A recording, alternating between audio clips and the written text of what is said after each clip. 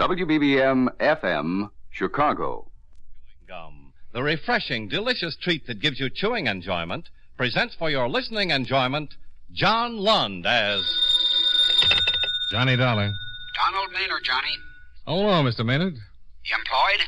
No, not a bit. Just closed out a case. Fine. Can you go to New York? Yeah, I guess so. What's it all about? Well, this company insures Morey Productions Incorporated. It's a film television company shooting in New York. The star is Philip Morey. Uh-huh. Well, production stopped last Wednesday. We were notified that Morey had suffered a breakdown and couldn't continue for a while. It's costing us plenty. They've got a pretty big company. Cast and crew are all under contract and have to get paid. Well, what do you want me to do? Well, anything you can. The doctor definitely confirms the breakdown, but he says he's sure it's due to some personal crisis.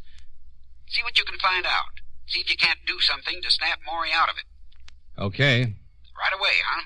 As soon as I pack a bag.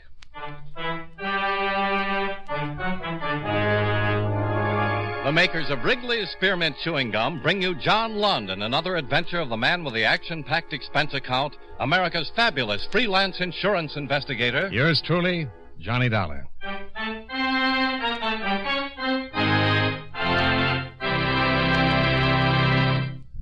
Friends, the makers of Wrigley's Spearmint Chewing Gum present these weekly adventures of Johnny Dollar because they know that millions of you enjoy Johnny Dollar.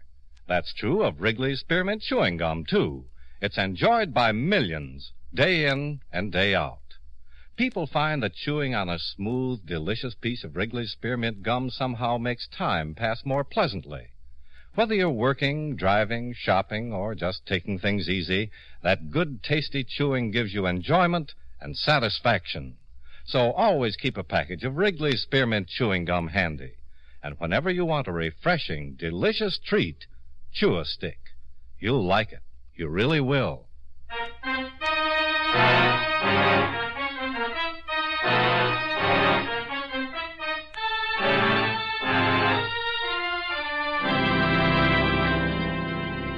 Expense account submitted by Special Investigator Johnny Dollar to Home Office, National Life and Casualty Insurance Company, Hartford, Connecticut. The following is an accounting of expenditures during my investigation of the Philip Morey matter. Expense account item 1, $19.85, train fare and incidentals between Hartford and New York City. Item 2, 75 cents, cab fare to a hotel, where I registered and called the offices of the Morey Production Company. I made an appointment to see Mr. Milton Gradke, the producer. Expense account item 3, 55 cents for another cab to Gradke's well-appointed office on 45th Street. Really, Mr. Dollar, I'm just as concerned about this situation as the insurance company is. In fact, I'm probably a whole lot more concerned. A whole lot. Well, we've got a schedule to meet. We've got a sponsor and a network to account to. And if our star is sick, I just came down to see if I could help. It's a breakdown, Mr. Dollar. Who can help with a breakdown? Are you a doctor? You're a close friend, huh? Yes, very close. I can't do anything. How could you? What caused the breakdown? Such a question. What causes the breakdown? What causes breakdowns? Again, it's for a doctor to say. I'm only a producer. Well, the company doctor felt it was something of a personal nature. Something more than just overwork. Well, I know Phil is sick. He's really in a bad shape. And I know if he doesn't snap out of it, this show is going on the rocks. It may be personal, but that's not for me to say. Phil's had enough trouble in the past. Well, this time he could be ruined. Who's his personal physician? Ewing, Charles Ewing. The best man for this sort of thing. I got the best. I'd like to talk to him. He's probably over with Phil now. Oh, fine. I'll stop by. Oh, he won't allow you to see Phil. You can't see him, Mr. Dollar. Okay, then I'll just talk to the doctor. Maybe Ewing's back at his office now. Why don't you go over to his office instead, huh? It'll be a whole lot easier if you go over to Mr. Gradke. Yes? What's the matter? Don't you want me to talk with Philip Morey? He's sick. Very sick. You sure that's all? Of course that's all. You got the doctor's report? Yeah, but if you don't mind, I'll check it myself. Your company may be in trouble, Mr. Gradke, but my company is paying for it.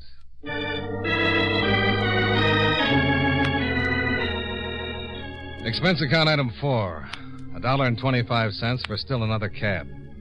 Philip Morey was residing in an apartment on Park Avenue. I had trouble getting by the doorman, the receptionist at the switchboard, and the elevator operator, but I got by them. I walked down the third floor of the building and knocked on the door to Philip Morey's apartment. Yes? Dr. Ewing? No, he just left. My name is Dollar. I'd like to see Mr. Morey. I'm sorry, no one can see Mr. Morey. He's quite ill. Who are you? What business is that of yours? I'm a special agent for National Life and Casualty. I was sent here to make a report on Mr. Morey's condition. Then I suggest you talk to Dr. Ewing. Now, wait a minute. Look, I told you to... Hey, Richard. What's the beef? What's going on? Mr. Morey? Yeah? Phil, you better go on back in your room. Why? What do you want, Edward? My name is Dollar, Mr. Morey. Okay. What's it all about, huh? I told him you weren't seeing anyone. Well, He's from the insurance company. I don't want any. You already have it. I just came down here to see if I could help. Wait a minute. I don't want any insurance. I'm a lousy risk. Phil. No. Go on, fella. Beat it, you hear me? Go on. Okay. Don't get rough. You're in no condition. You think so, huh? Look, Mr. Morey, my company got a report that you'd suffered a breakdown. Yeah. Well, good for them. It looks to me more like a 90-proof breakdown, and it smells like it, too. Now, what's it to you? Plenty. My company's paying a lot of money while you're laid up. As long as it's a legitimate illness, they're obligated to keep on paying.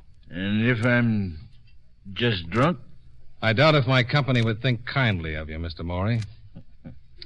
Well, isn't that just too bad? Mr. Dollar, he didn't start hitting the bottle until last night. Just forget the excuses. Just drop it. And you get out of here now, huh? Go on, get out. Okay. And tell your stinking company I'm going to stay drunk until we have another blue snow. Okay? It's fine with me. I'll send you a sled with a coffin on it. I was supposed to help Morey straighten himself out, but this wasn't just a breakdown. He was boiled to the eyebrows.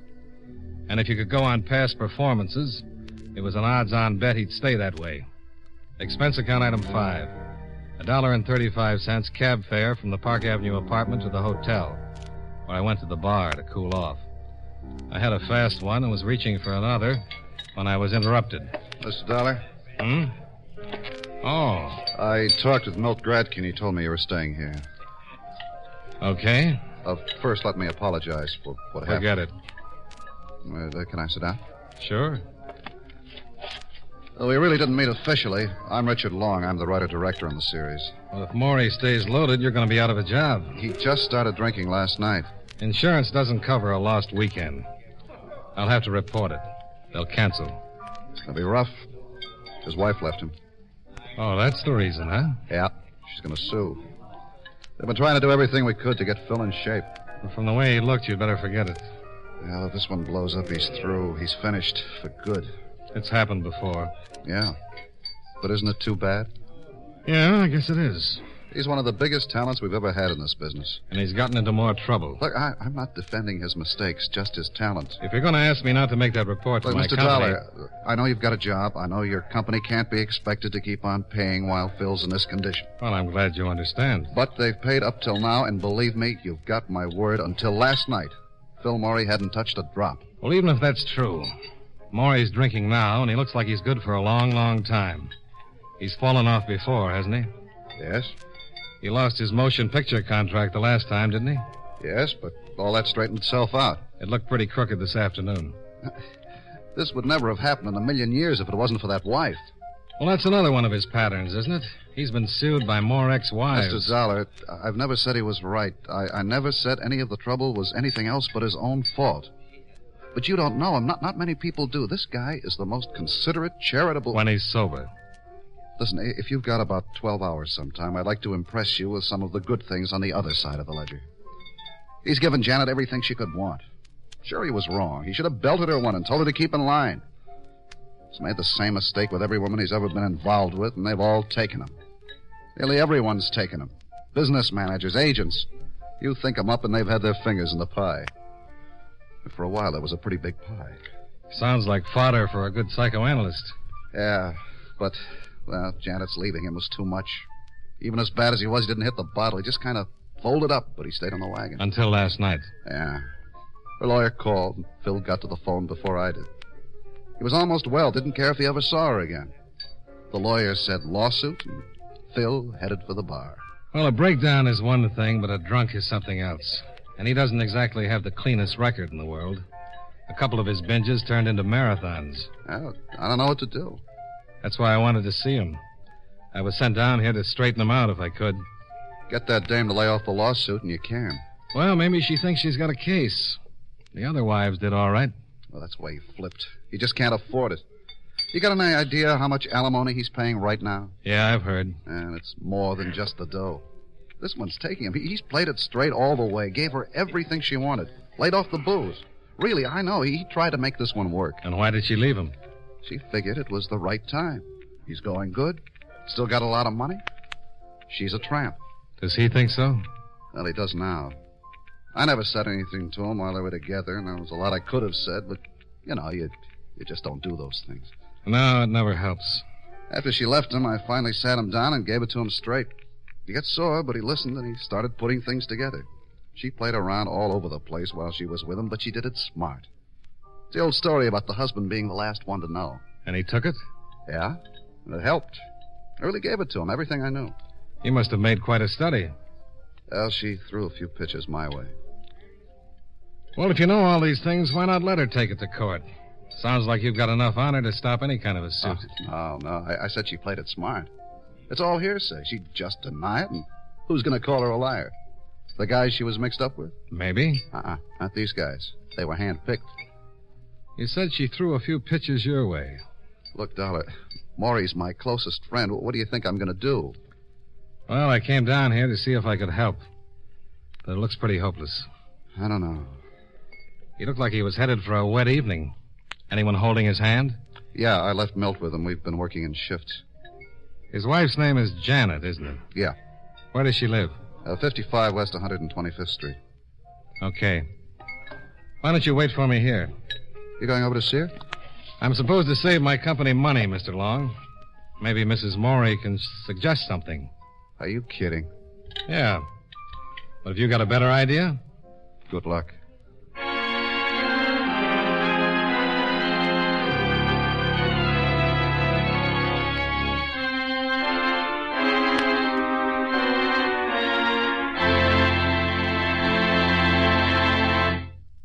Friends, Wrigley's Spearmint Chewing Gum is a refreshing, delicious treat you can enjoy just about any time. Even when you're busy working, you can slip a stick of Wrigley's Spearmint in your mouth and enjoy that pleasant chewing. The lively, full-bodied spearmint flavor cools your mouth and freshens your taste. The good, smooth chewing helps relieve pent-up tension, gives you satisfaction. As a result, you seem to feel more relaxed and get more enjoyment out of what you're doing. So enjoy chewing Wrigley's Spearmint Gum while you work, and at other times, too. Get a few packages next time you're at the store. That's Wrigley's Spearmint Chewing Gum. Healthful, refreshing, delicious. And now, with our star, John Lund, we bring you the second act of Yours Truly, Johnny Dollar.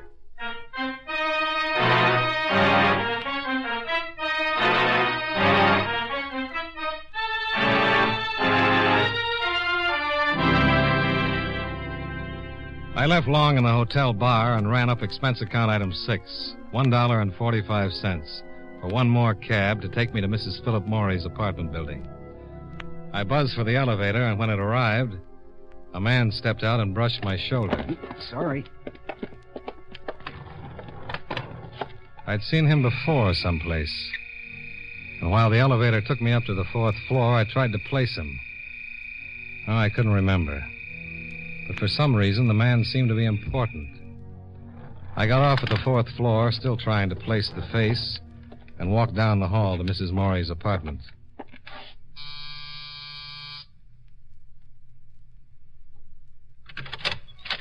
Yes.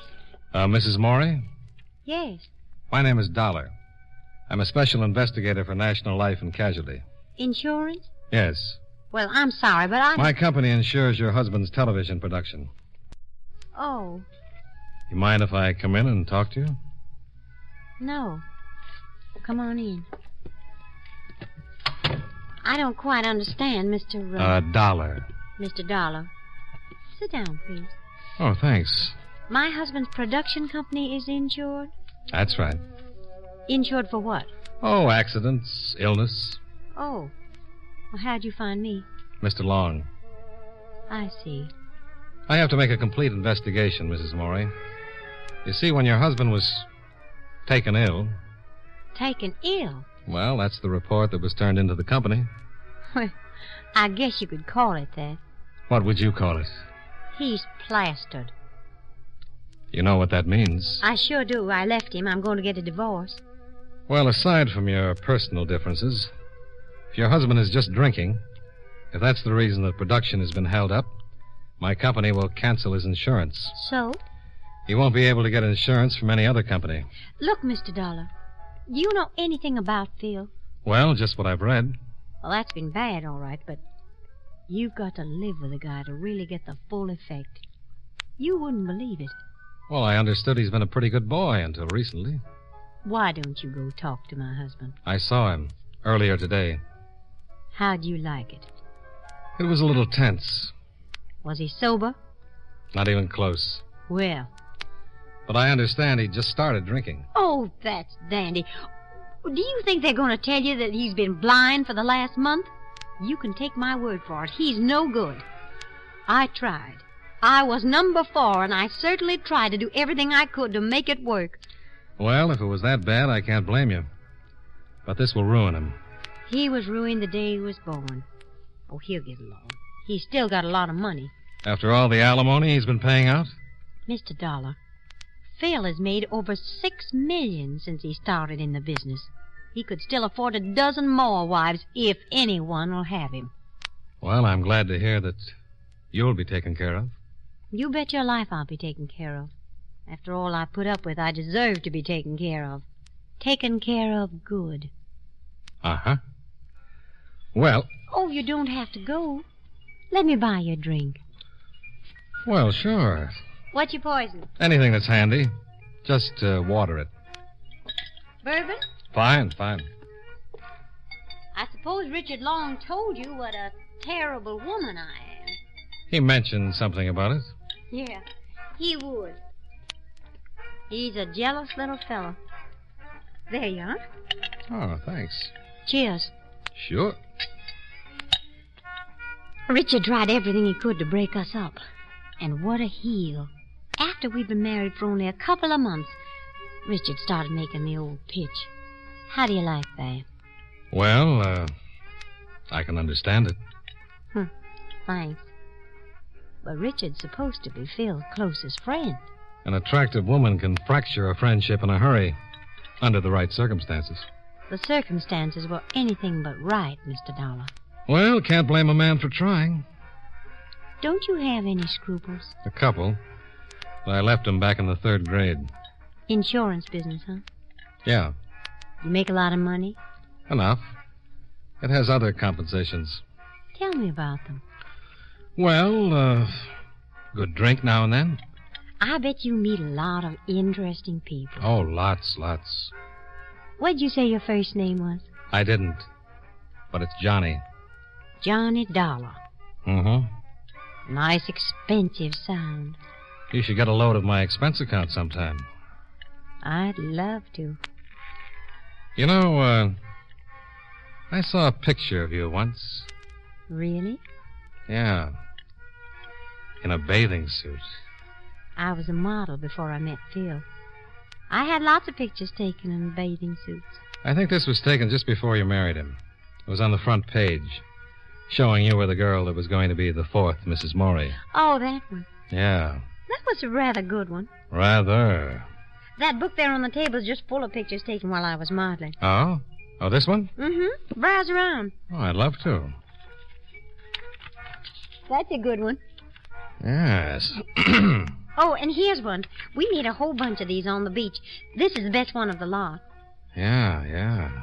Nice tan. Isn't that one cute? Yeah. Mr. Dollar, Hmm?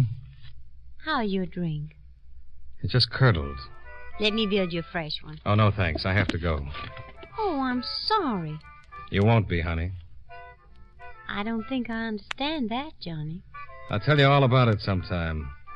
It'll give you a real kick.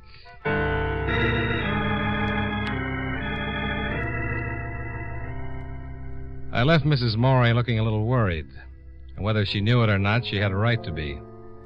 In one of the pictures she's shown me, I'd spotted the man I'd bumped into coming out of the elevator. And I remembered who he was.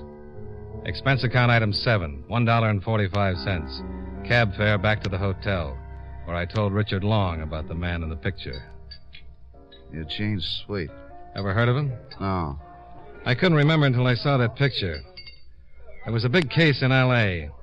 He was convicted and sentenced. Did 3 years for forgery. I was in on the case. Sweet. No, I don't know. And there was a girl mixed up in it. Janet? No. But it was an interesting setup. Sweet introduced the girl to a wealthy old man. The girl married the wealthy old man. Now, it seems the girl would have Sweet sign her husband's name to a check, then she'd fill in the amount and cash it. Not big checks. But after about 4 years, they added up. Well, a man named Swift introduced Phil to Janet. I never did like him. He used to hang around all the time. Phil got tired of him in a hurry and gave him a bounce. What did he look like? I was tall, kind of greasy around the edges, weighed about, I don't know, about as much as I do. Where does he live? I don't know. I've only seen him a couple of times since Phil got rid of him. Why, you think Swift might be this Sweet or whatever his name is? Well, it's a long shot, but you never know. I guess I could find out. Milt might know. Would Janet? Sure. She might. Why don't we ask her? Yeah. Why don't we just go back to her place and you have a look at that picture book? I'm with you.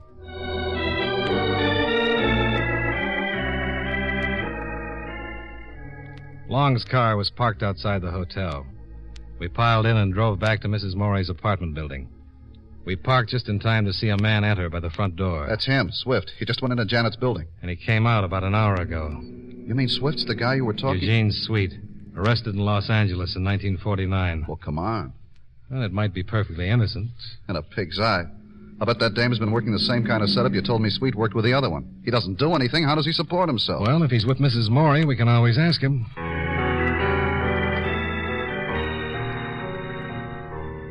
We went into the lobby and waited for the elevator to come down. Long looked happier than a kid in an acre of new cement, and there was just a chance he had a right to be. The elevator arrived, and so did Milt Gradke, the producer, who came busting into the lobby from the street. Milt? Richard, I've been calling you all over the place. What's the matter? Phil, he's loose. I couldn't keep him in the apartment. Oh, no. I tried, but he got rough. He tried calling Janet, but she hung up on him. Then he went wild. You think he's here with Janet? Yes, and that's not the half of it. Come on, we better get up there. There's no telling what he might do. You know about it? What do you mean about Sweet? Who? Sweet. I'll tell you later. I thought you meant the gun. Gun? Yes, Phil's got a gun with him. On the way up, Long explained as much as he could to Gradke, and Gradke continued to apologize for not being able to restrain Morey. We left the elevator on the 4th floor and hurried down to Mrs. Morey's apartment. The door was ajar. Sounds like they're all in there. Well, what are we going to do? Well, if he's got a gun... He sure has. I'm going in. Get back! Get back. Get back. Crazy, do something! Put down the gun, Morey. Don't come near me. Get back. I warn you. Don't anybody get near me. I swear I'll shoot. Phil. Not even you, Dick, no. You too, Milt. Get back. This dame thought she was going to take me. Well, she's not going to get away with it. Phil, No. I am through. Nothing's left. So I'm going to do it up brown. What do you think of this dame, Dick? Look who comes to see you. His real name's Sweet, Eugene Sweet. Huh? What? That's right, Morey. He's done time. Yeah? Morey, put down the gun. It's a better than even bet that your wife's been pulling a fancy bit of hijacking, Miss Sweet. Huh? That's right. Tell him about it, you little tramp. Yeah. Tell me about it. Look, Phil. I want the whole thing. How did you take me? Come on. He introduced you to Janet, didn't he? Yeah, he did. They had it all settled. She marries you, sticks around for a while, and Sweet, being a good forger, signs your name to some checks. Tell him, Janet. Yeah? Phil. Phil, look, you didn't do wrong. You did everything right, for goodness sakes. Phil, nobody's going to blame you now. Only put away that gun. Put it down, Mr. Morey. Say back. Mr. Morey, Yeah? these two men have a lot of belief in you. They think you can straighten out in spite of everything that's happened. Now, nobody's going to blame you for anything unless you use that gun. Frankly, what happens to you doesn't make any difference to me. It doesn't make any difference to anyone. It does to these two guys. Why don't you start thinking about somebody else for a change? Let's see you prove you're worthy of their friendship. Stay away. Give me that gun. Now, come on. Yeah. You're not whipped. Everybody gets in a slump now and then. Come on. Give me the gun, Mr. Morey.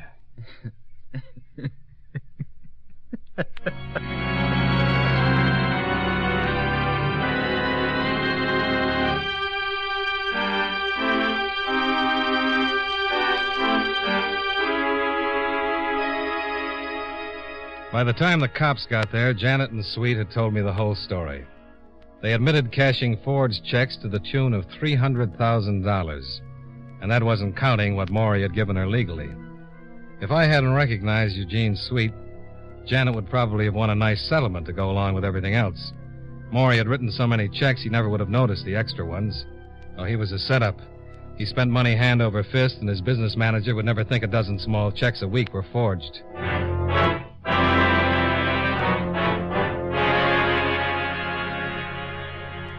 Expense account item 8, $54, hotel bill. Item 9, $18.83, train fare and incidentals back to Hartford. Expense account total, $99.38. Yours truly, Johnny Dollar.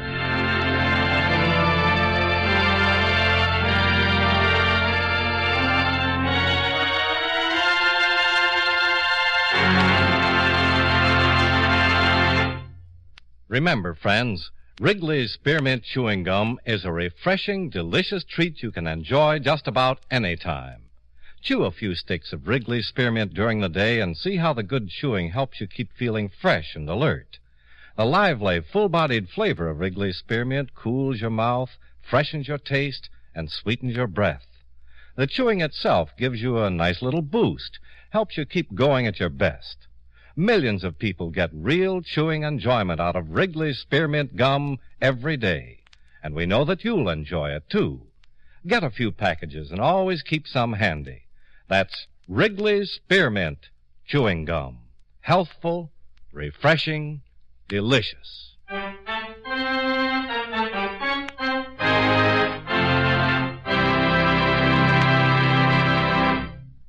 Yours truly, Johnny Dollar, brought to you by Wrigley's Spearmint Chewing Gum, stars John Lund in the title role and was written by Blake Edwards with music by Eddie Dunstetter. Featured in tonight's cast were Joe Duvall, Sidney Miller, Hy Averback, Bill Johnstone, and Jeanette Nolan. Yours truly, Johnny Dollar, is produced and directed by Jaime Del Valle.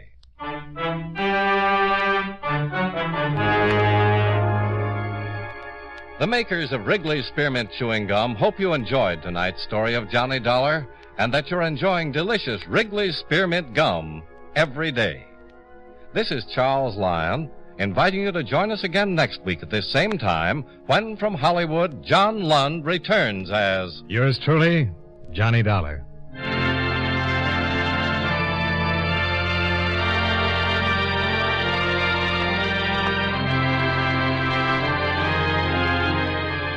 This is the CBS Radio Network. Hear Chicago's favorite shows on